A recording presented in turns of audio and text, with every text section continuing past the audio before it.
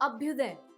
अभ्युदय से होगा आपका उदय, क्योंकि पेट परीक्षा के लक्ष्य बैच की सफलता के बाद आ चुका है अभ्युदय बैच, जिसका टारगेट है आपको अब एसएससी की परीक्षा में सफलता दिलाना, जहां पर चल रही हैं daily live classes for all the subjects, वो भी बिल्कुल फ्री, सुबह 8 बजे से दोपहर 12 बजे तक, जहां पर आप पढ़ सकते हैं सुबह 8 बजे से जीएस, 9 बजे से इंग्लिश, 10 बजे से रीजनिंग और 11 बजे से maths.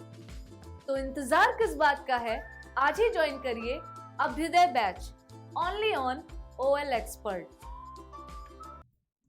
Hello students, welcome to OL Expert. In today's session, we are going to discuss a very important topic of your geography subject, that is your internal structure of earth. अगर आपने अपने previous exams दिए होंगे तो आपने देखा होगा कि अर्थ से रिलेटेड बहुत सारे क्वेश्चंस आपके आते हैं, कुछ उसके एटमॉस्फेयर से आते हैं, कुछ उनकी कहीं की जो हमारे यूनिवर्स में जो उनकी लेयर्स हैं उससे रिलेटेड क्वेश्चंस आते हैं, लेकिन बहुत सारे क्वेश्चंस आपके इंटरनल स्ट्रक्चर से आते हैं, यानी कि पृथ्वी की आंतरिक संरचना। तो आपने सुन रखा होगा बेसिकली कि जो हमारी पृथ्वी है वो 3 पार्ट्स में डिवाइड है, जैसे कि क्रस्ट, मेंटल एंड कोर। लेकिन जो क्वेश्चंस आते हैं वो सिर्फ इतने ही, कहीं कि सिर्फ इतना बेसिक सा क्वेश्चन नहीं आता आपसे कि आपसे पूछा जाएगा बताइए in how many parts the earth is divided, है ना, इंटरनली। तो ऐसे तो क्वेश्चन नहीं आएगा, इसीलिए आज का टॉपिक है आपके लिए कि पहले आज आप डिटेल में पढ़िए, फिर इसकी हम एमसीक्यू क्लास करेंगे, यानी कि आपको एक आइडिया भी देंगे कि कैसे क्वेश्चंस आपसे पूछे जाते हैं। तो सबसे पहले तो very very very good morning to you all. ठीक है, तो अभ्युदय बैच की शुरुआत हो चुकी है, डेली 8 बजे से होती है, जहां पे आप सबसे पहले 8 बजे जीएस पढ़ते हैं, 9 बजे की क्लास में आप इंग्लिश और 10 बजे से रीजनिंग, और एंड होता है हमारा 11 बजे की क्लास मैथ्स के साथ। तो एसएससी को लेकर टारगेटेड है, तो हमारे जितने भी सोशल मीडिया प्लेटफॉर्म्स हैं, लाइक अगर मैं बात करूं यूट्यूब, लिंक्डइन, इंस्टाग्राम, सभी को अभी तक आपने फॉलो कर लिया होगा, क्योंकि लगातार हम बोलते आ रहे हैं। और नीचे एक स्ट्रिप चल रही होगी, आपने देखा होगा, खासकर उस पर आपको ध्यान देना है हमारी वेबसाइट पे। हमारी वेबसाइट का नाम है www.olexpert.org.in, जहां पे विजिट करके आपको क्या करना है, एक्सप्लोर करना है, क्योंकि आपके लिए बहुत सारी फैसिलिटीज अवेलेबल हैं, जैसे कि आप मॉक टेस्ट वगैरह दे सकते हैं, टेस्ट सीरीज वगैरह अवेलेबल हैं, और साथ ही साथ वहां से आप रियल टाइम में अपना रिजल्ट भी जान सकते हैं। तो आज ही विजिट करिए अगर अभी तक आपने नहीं किया है। बाकी आपको बता दें, अगर आपके घर में आपके छोटे भाई बहन हैं या फिर रिलेशन में ऐसे बच्चे हैं जो कि बोर्ड एग्जाम देने वाले हैं, तो उनके लिए हमारे सारे एक्सपर्ट्स बिल्कुल रेडी हैं अपनी अपनी क्लासेस के साथ। तो 10th और 12th की भी क्लासेस हमारी साइमल्टेनियसली चल रही हैं। अब आज ही क्या करना है आपको, या तो आप खुद या फिर अपने भाई बहनों के लिए और खुद के लिए भी क्या करना है, आपको ऐप डाउनलोड करना है। हमारे ऐप का नाम है OL Expert, बहुत ही सिंपल सा है। ठीक है, बाकी पीडीएफ्स के लिए आप हमारा टेलीग्राम चैनल भी ज्वाइन कर सकते हैं, जिसका नाम है OL Expert for all competitive exams. तो रही बात ये तो आपकी डिटेल की, जिसकी क्वेरीज आपकी लगातार आती रहती है हमारे कमेंट बॉक्स में। Now we will start the session with the question of the day, जो मैंने आपसे पूछा था कल के सेशन में, जिसका आंसर आपको करना होता है कमेंट बॉक्स में। तो क्वेश्चन ऑफ द डे हमारे कल के ही टॉपिक से रिलेटेड था। कल हम लोग सॉल्व कर रहे थे top MCQs related to your topic Indian mountain ranges, यानी भारतीय पर्वत श्रृंखलाएं।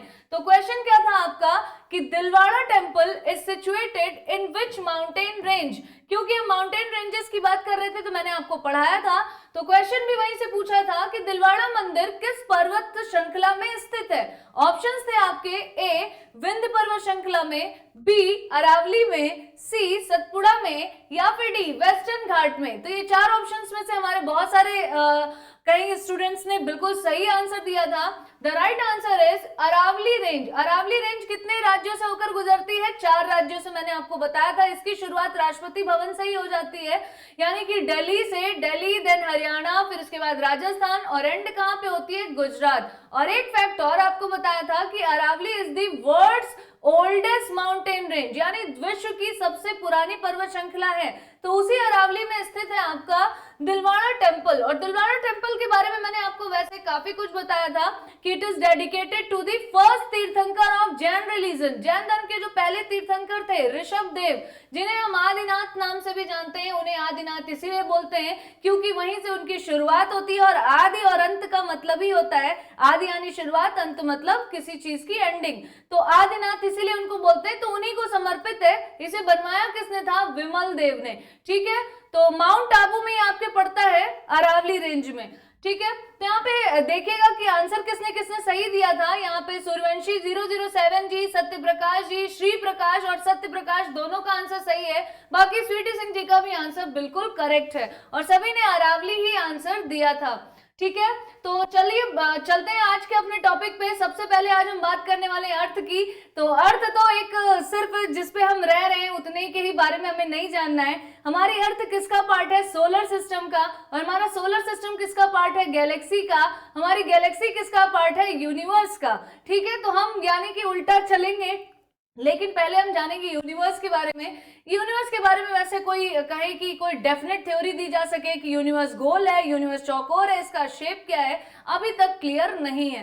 तो आप यूनिवर्स देख सकते हैं जिसमें अलग अलग बॉडीज हैं आपकी, जिसमें कुछ स्टार्स हैं, तो कुछ प्लैनेट्स हैं, कुछ एस्टेरॉइड्स हैं, कुछ मेटेरॉइड्स हैं। तो स्टार्स बेसिकली जो हैं सोर्स ऑफ लाइट होते हैं, यानी कि they have their own light, उनके पास अपना खुद का प्रकाश होता है। इसी की वजह से पूरी दुनिया पे हमें जो ऑब्जेक्ट्स दिखाई दे रहे हैं उसी का रीजन है, क्योंकि लाइट नहीं होती, लाइट रिफ्लेक्ट नहीं होती, तो हमें कोई भी ऑब्जेक्ट दिखाई नहीं देता। ठीक है, तो ये हमारी गैलेक्सी है, ये हमारा यूनिवर्स है। और हमारा यूनिवर्स जो है वो करोड़ों गैलेक्सीज से भरा हुआ है और करोड़ों गैलेक्सीज में करोड़ों सोलर सिस्टम भरे हुए हैं। तो हमारी कौन सी गैलेक्सी है जिसमें हमारा सोलर सिस्टम एग्जिस्ट करता है? दैट इज अगर हिंदी में बात करें तो आकाश गंगा, और इंग्लिश में बात करें तो मिल्की वे। ठीक है, तो मिल्की वे है। वैसे गैलेक्सीज के कई शेप हैं, कई प्रकार के हैं। कहीं पे आपको सरपेंट दिखेगी यानी कि सर्पिलाकार, कहीं पे बिल्कुल सर्कुलर फॉर्म में दिखेगी, कहीं स्टार के फॉर्म में दिखेगी।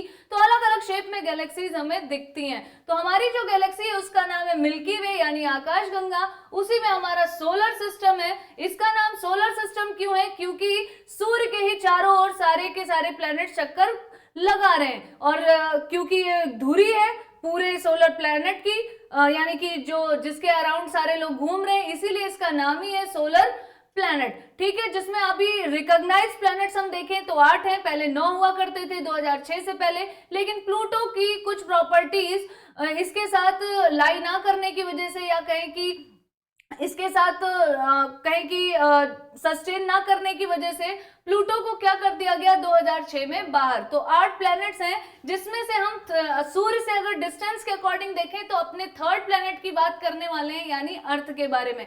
वो भी अर्थ के आज हम इंटरनल स्ट्रक्चर के बारे में बात करेंगे। तो अर्थ के यहाँ पे आप पीछे देख सकते हैं, आपको ओपन होते हुए कई सारी लेयर्स दिख रही हैं अलग अलग कलर में। 1 2 3 4 5 6 7 इतने सारे कलर्स आपको दिख रहे हो। अब आप सोच रहे होंगे मैंने तो पढ़ा था सिर्फ 3 ही है, क्रस्ट है, मेंटल है और कोर है। लेकिन कोर भी सब डिवाइडेड है, मेंटल भी सब डिवाइडेड है और क्रस्ट भी सब डिवाइडेड है, और क्रस्ट तो बल्कि और भी ज्यादा डिवाइडेड है। ठीक है, जब आप इसकी सरफेस देखेंगे क्रस्ट की तब आपको समझ में आएगा।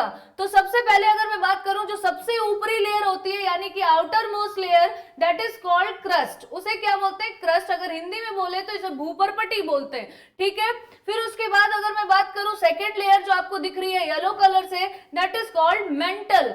फिर उसके बाद जो सबसे इनर मोस्ट लेयर है वो 2 पार्ट्स में डिवाइड है। आप देख सकते हैं, एक रेड आपको दिख रही होगी, एक थोड़ा सा हल्का ग्रे और ब्लैक टाइप में दिख रहा हो, क्योंकि यहाँ पे आयरन बहुत ज्यादा है। आयरन बहुत ज्यादा होने की वजह से ये सॉलिड भी है, और सॉलिड होने की वजह से इसका कलर भी आप देख सकते हैं थोड़ा सा डार्किश है। ठीक है, तो जो रेड कलर में आपको दिख रहा है वो आउटर कोर है, और जो सबसे इंटरनल पार्ट है दैट इज इनर कोर। सबसे सॉलिड पार्ट वही होता है। अब ये चीजें हमें पता कैसे चलती हैं? हमें कुछ सिस्मिक वेव्स की वजह से पता चलती है, P और S वेव्स की वजह से। ठीक है, जिसकी वजह से उसकी जो टाइम ड्यूरेशन है, यानी पृथ्वी के अंदर से जो वेव निकलती है उसकी टाइम ड्यूरेशन के अकॉर्डिंग पता लगाया जा सकता है कि कौन सी लेयर कितनी से कितने डिस्टेंस पे लिक्विडिटी है, कितने से कितने डिस्टेंस पे कम सॉलिडिटी है। ये सारी चीजें हमें वेव्स से पता चलती हैं। अगर हम आपके एग्जाम से के पॉइंट ऑफ व्यू से बात करें तो सबसे पहले हम स्टार्ट करेंगे आपकी क्रस्ट से, यानी कि क्रस्ट को कितने पार्ट्स में डिवाइड किया गया है। तो अच्छा बताइए, कोई भी लेयर हो तो इसकी एक तो बाहरी परत होती है और एक इंटरनल भी होती है, ठीक है, तो इनको भी हम अलग से जानेंगे। यहाँ पे देखिएगा, सबसे पहले जो क्रस्ट है वो अपने आप को दो पार्ट्स में डिवाइड करती है, एक होती है ओशनिक क्रस्ट और एक होती है आपकी ये सरफेस वाली, यानी कि ओशनिक वाली क्या है, जो समुद्र के अंदर की है। तो समुद्र के अंदर वाली जो क्रस्ट है वो तो उसकी मोटाई यानी कि उसकी जो विड्थ होती है वो लगभग सेम होती है, लेकिन जहां पे हमारे माउंटेन्स वगैरह आ जाते हैं यानी कि लैंड एरिया आता है, वहां पर जो क्रस्ट की लेयर है वो वेरी करती है, यानी कि उसका जो डायमीटर है वो घटता बढ़ता रहता है, क्योंकि बीच में कई सारे हमारे माउंटेन्स वगैरह भी आ जाते हैं। इसके लिए बेटर होगा कि आप यहाँ पर देखें, ठीक है, एक कहलाती है आपकी ओशनिक क्रस्ट यानी जो समुद्र के अंदर की जो सबसे बाहरी परत है पृथ्वी की, और दूसरी कहलाती है कॉन्टिनेंटल ट्रस्ट, क्या क्रस्ट, कॉन्टिनेंटल क्रस्ट यानी जो हम हार्ड सरफेस की बात कर रहे हैं। तो हार्ड सरफेस ज्यादा वेरी करता है, ओशनिक वाला देखिए आपका बिल्कुल इक्वल ही है, लगभग समान ही रहता है, ठीक है। तो इस तरीके से अगर हम देखें तो तीन पार्ट्स में आपका डिवाइड है। फिर इसके बाद आपसे क्वेश्चन पूछा जाता है डिस्टेंस से रिलेटेड, यानी कि कितनी डिस्टेंस पे कौन सा एग्जिस्ट करता है। तो सबसे पहले तो आप देखिए कि हम जो मैंने आपको बताया कि किसी की आउटर लेयर भी होती है, किसी की इनर लेयर भी होती है।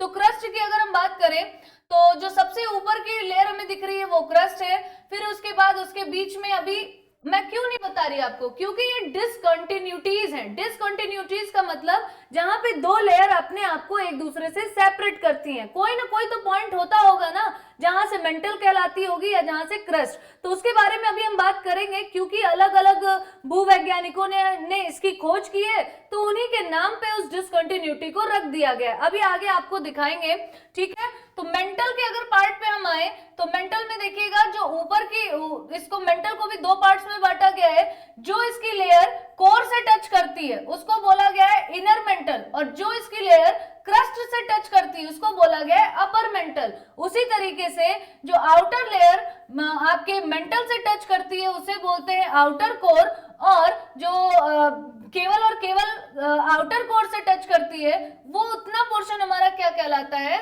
Inner core. इसी तरीके से हमारी इंटरनल जो स्ट्रक्चर के साथ साथ हमारी बाहरी आवरण भी कई सारे हैं। पृथ्वी को कई लेयर्स में एटमॉस्फेयर में भी घेर रखा है। तो कितनी लेयर्स होती हैं, 5 लेयर्स होती हैं। जो सबसे पृथ्वी के जो सबसे नजदीक जो लेयर है, यानी कि जो सबसे फर्स्ट नंबर पे जो लेयर आती है वो कहलाती है आपकी ट्रोपोस्फेयर। उसके बाद जो आती है वो कहलाती है स्ट्रेटोस्फेयर। थर्ड नंबर पे आती है आपकी मीजोस्फेयर, फोर्थ नंबर पे आती है थर्मोस्फेयर, और फिफ्थ नंबर पे आती है एक्सोस्फेयर।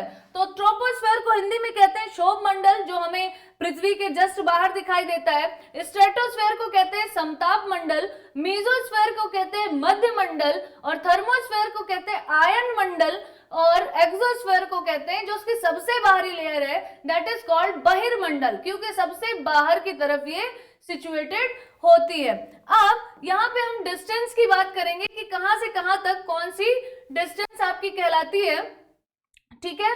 तो चलिए सबसे पहले डिस्टेंस ही देख लेते हैं। अगर हम अच्छा एक चीज और याद रखिएगा, जैसे जैसे हम सेंटर की ओर बढ़ते हैं, मान लीजिए कि आज हम क्रस्ट पे हैं, ठीक है, मान लीजिए आज हम क्रस्ट पे हैं और हमें टुवर्ड्स द सेंटर जाना है, यानी कि अर्थ के सेंटर पे जाना है। तो आपको पता है जैसे जैसे हम 31 किलोमीटर अंदर की तरफ जाते हैं, 31 किलोमीटर अगर हम अंदर की तरफ गए तो तुरंत 1 डिग्री सेल्सियस का टेम्परेचर क्या हो जाता है, इंक्रीज हो जाता है। ये कई बार आपके क्वेश्चन पूछा जाता है आपसे कि कितने किलोमीटर चलने पर 1 डिग्री जो टेम्परेचर है 1 डिग्री सेल्सियस का वो इंक्रीज हो जाता है। तो 31 किलोमीटर चलने पे ऐसा आपको देखने को मिलेगा।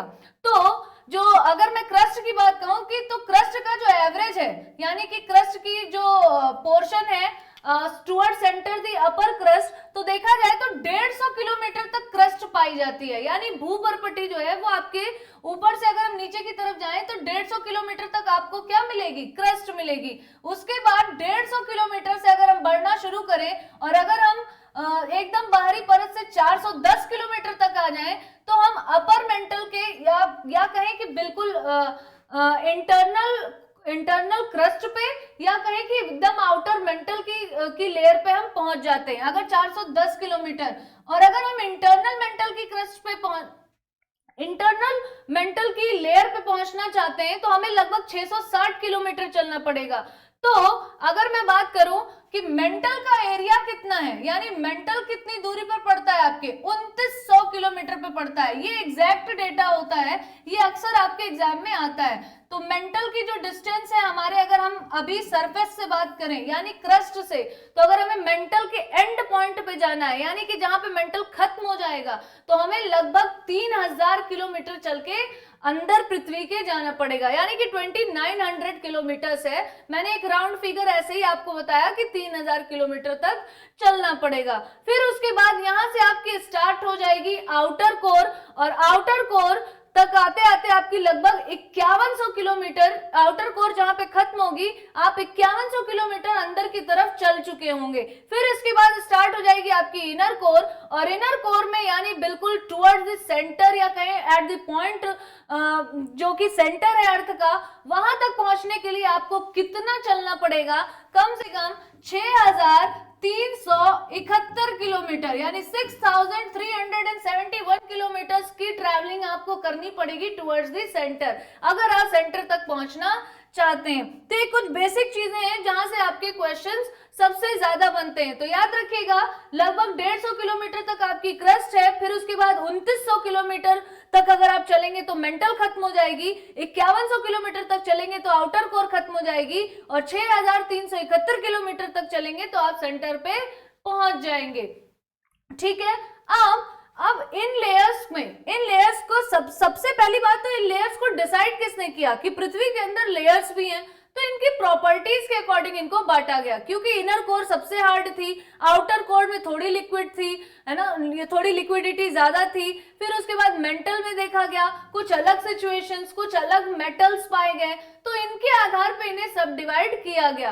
तो इनकी खोज किसने की है? जिसने भी इनकी खोज की है उन्हीं के नाम पे इनको डिसकंटिन्यूटी या फिर असंगतता के नाम से हम जानते हैं। तो चलिए देखते हैं, जहां पर एक दूसरे को ये आपस में बांटती हैं, हर किसी का एक अपना पर्टिकुलर नाम है और उसी भूवैज्ञानिक के नाम पे है, यानी कि जियोलॉजिस्ट के ही नाम पे है। तो चलिए देखते हैं, जो सबसे पहले हमें डिफरेंस देखने को मिलता है। अब यहाँ पे देखिएगा मोहरोविक किसके बीच की डिसकंटिन्यूटी है? Between the lower crust and upper mantle, यानी कि क्रस्ट का जो नीचे वाला पार्ट है, क्रस्ट का तो जो ऊपर वाला पार्ट है वही सरफेस है अर्थ का जिसपे हम खड़े हुए हैं, ठीक है।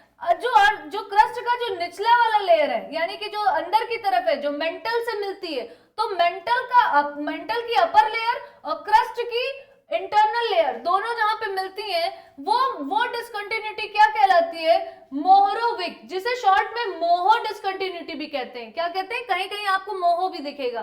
तो मोहो सबसे पहले आपको पड़ेगा किसके बीच में? क्रस्ट की इंटरनल पार्ट और अपर मेंटल के बीच की, जो जहां पे कहें कि दोनों आपस में सेपरेट हो रही हैं, तो वो डिसकंटिन्यूटी है आपकी मोहो। इसके बाद आपकी कौन सी आती है? रेपिटी डिसकंटिन्यूटी। रेपिटी डिसकंटिन्यूटी किसके बीच में है? आपकी अपर एंड लोअर मेंटल, यानी कि दो मेंटल्स के ही बीच में, क्योंकि मेंटल भी दो पार्ट्स में डिवाइड है, आउटर मेंटल और लोअर मेंटल। तो आउटर मेंटल और लोअर मेंटल के बीच में जो लेयर आपको दिख रही है वो क्या कहलाती है? आपकी कौन सी डिसकंटिन्यूटी? रेपिटी डिसकंटिन्यूटी, ठीक है। तो यानी ये दो मेंटल के ही बीच में। अब देखिएगा, अब जहां पे मेंटल का इनर पार्ट खत्म हो रहा है, वहीं पे आउटर कोर का पार्ट आपका स्टार्ट हो रहा है, यानी फिर इस डिसकंटिन्यूटी को क्या कहते हैं? इसके बाद देखिएगा, ये डिसकंटिन्यूटी आपकी कहलाती है गुटेनबर्ग। कौन सी? गुटेनबर्ग, क्योंकि गुटेनबर्ग कंटिन्यूटी इन्हीं के नाम पे ही रखी गई है। और ये किसके बीच में है? बिटवीन लोअर मेंटल, यानी कि मेंटल जहां पे आपका खत्म हो रहा है वो, और आउटर कोर जहां से स्टार्ट हो रहा है, यानी हम इस पॉइंट की बात कर रहे हैं, ठीक है। तो आपने देखा, नंबर 1 हमने इस पॉइंट की बात की, नंबर 2 हमने इस पॉइंट की बात की, नंबर 3 हमने इस पॉइंट की बात की, यानी हम आउटर कोर तक पहुंच चुके हैं।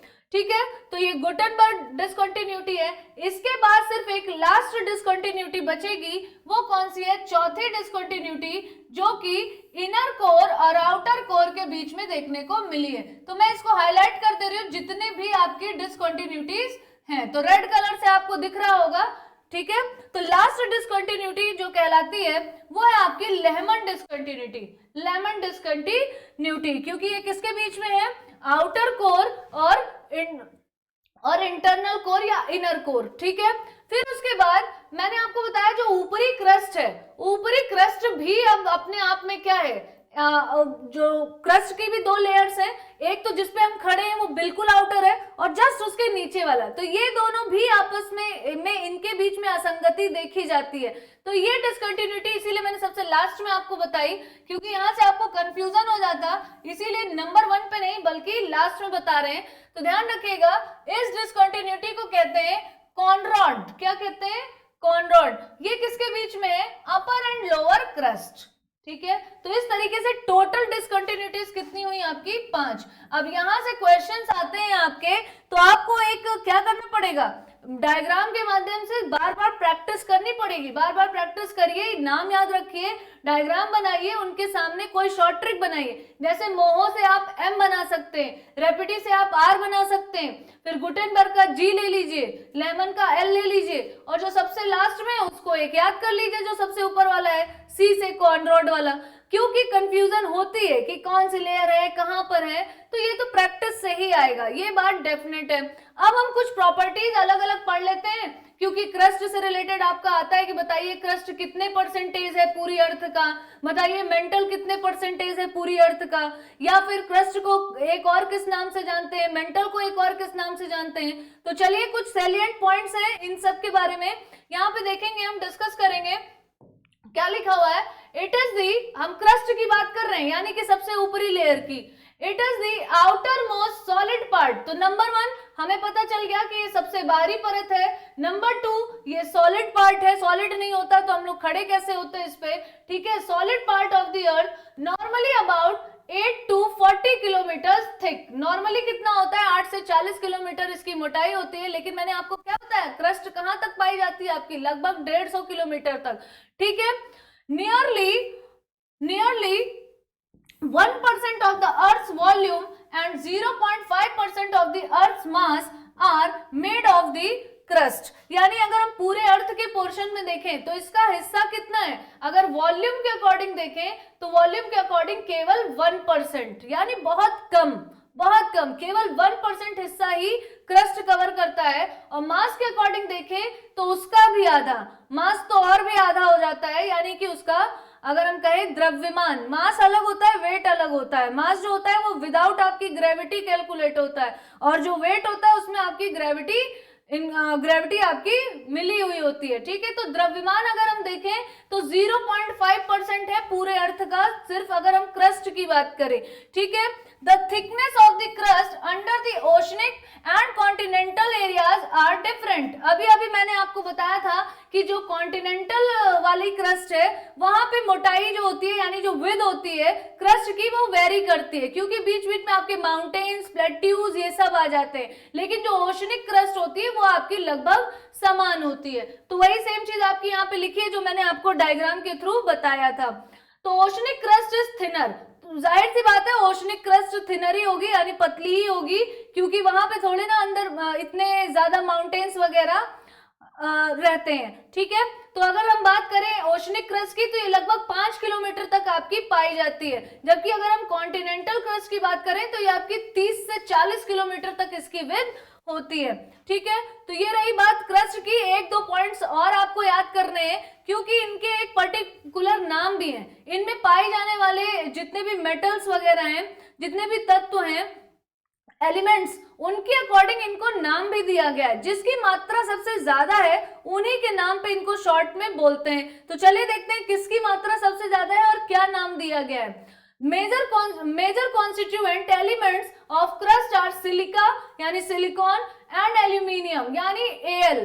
तो Si और Al को मिलाकर सियाल बोला जाता है। तो कभी कभी क्वेश्चन आप देखेंगे, प्रीवियस पेपर देखेंगे तो डायरेक्ट पूछ लेता है कि बताइए निम्नलिखित में से किस अर्थ की किस परत को हम सियाल के नाम से भी जानते हैं, यानी कि या फिर इंग्लिश में अगर बात करें तो which of the following layer of earth is also known as sial. तो याद रखना है आपको कि जो क्रस्ट है उसमें सिलिकॉन और एल्यूमिनियम की मात्रा बहुत ज्यादा होने की वजह से ही क्रस्ट को हम दूसरा नाम क्या देते हैं, सियाल।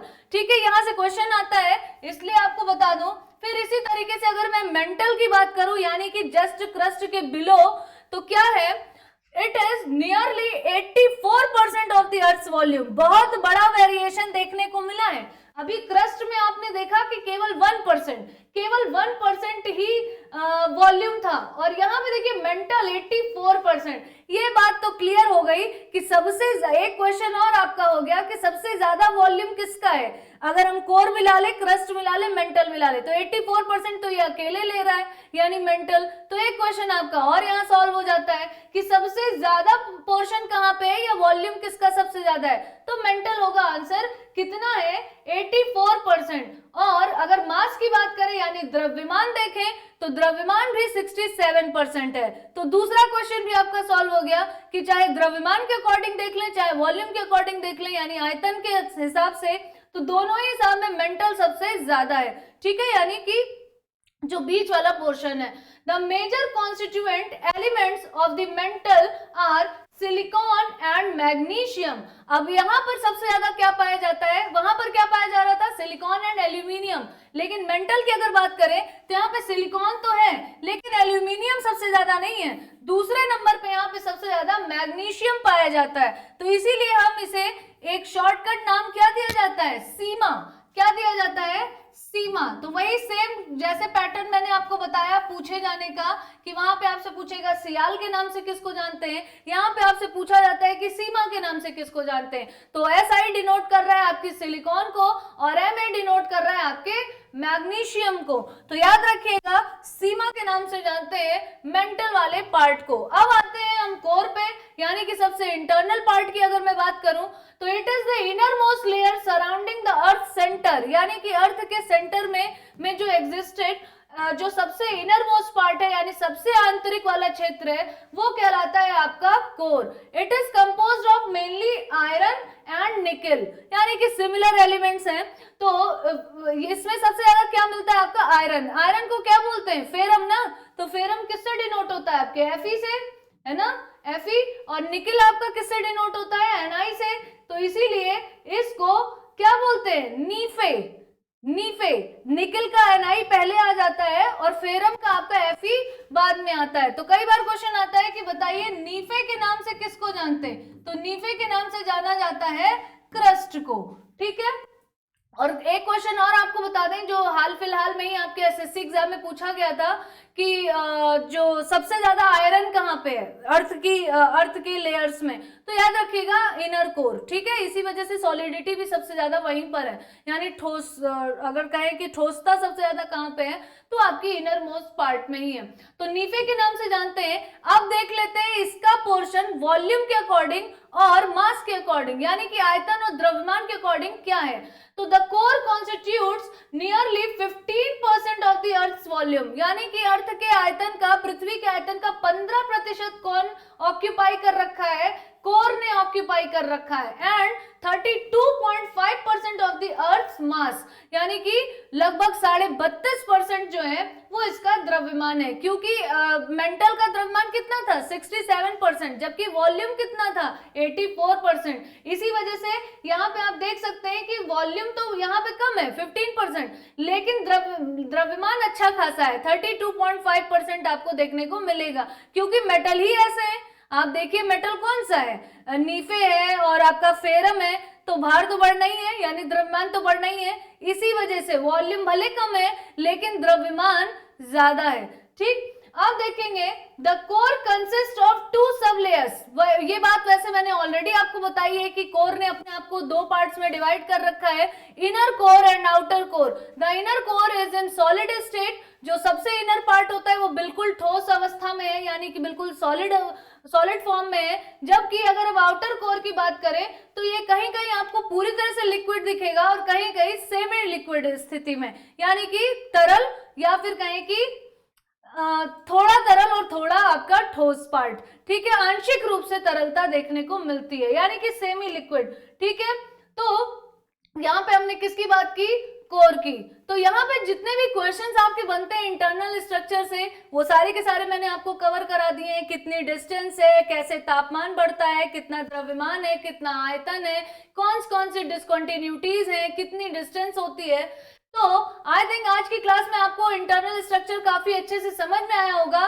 कल आपकी बहुत ही इंपॉर्टेंट क्लास है, क्योंकि मैंने अपनी जो यस्टरडे की क्लास थी, यानी जो कल की जो हो चुकी है, उस क्लास में भी मैंने आपको बताया था कि 10 किताबें पढ़ने से अच्छा है कि एक किताब को 10 बार पढ़ा जाए, ठीक है। तो आपको भी वही करना है कि अब तक आपकी जितनी भी क्लासेस हो चुकी हैं, जो क्वेश्चंस का आंसर आप दे चुके हैं, कुछ का आपने गलत दिया था, कुछ का आपने सही दिया था, उन सब का रिवीजन है आपके टॉप 50 एमसीक्यूज में। तो कल की क्लास में आपका इन्वॉल्वमेंट बहुत ज्यादा होने वाला है, तो ज्यादा से ज्यादा ऑलरेडी क्लास को शेयर कर दीजिएगा और कल जुड़िए हमारे साथ टॉप एमसीक्यूज में, जहां पे हम 50 क्वेश्चन सॉल्व करेंगे। बाकी पीडीएफ के लिए आप आज ही ज्वाइन कर लीजिए हमारा टेलीग्राम चैनल, जिसका नाम है OL expert for all competitive exam.